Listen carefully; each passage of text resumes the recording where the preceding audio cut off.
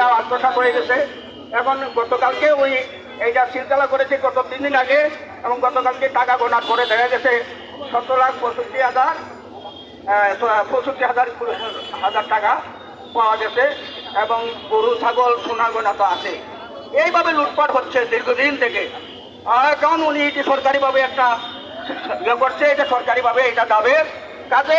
আমরা চাই এই 10 মাসে জেলা প্রশাসক এসে সিলেটের রাস্তার পরিবেশ, শহরের পরিবেশ এবং উন্নয়নের যে ধারা রেখেছেন, ওনার মতন জেলা প্রশাসক দরকার।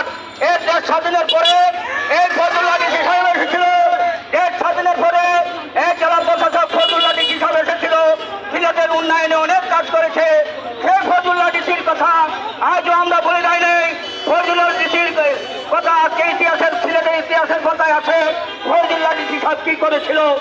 আর মাত্র 10 মাসে এই ডিসি এই সরোয়ার সাহেব যা করেছেন সেটাও ইতিহাসের কথায় থাকবে।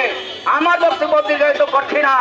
আমি বলতে চাই কোন দুর্নীতি, চুরি ডাকাতি, লুটপাট চলবে না, চলতে দেওয়া যাবে না। কাজে এদের বিরুদ্ধে রুখে দাঁড়াতে হবে।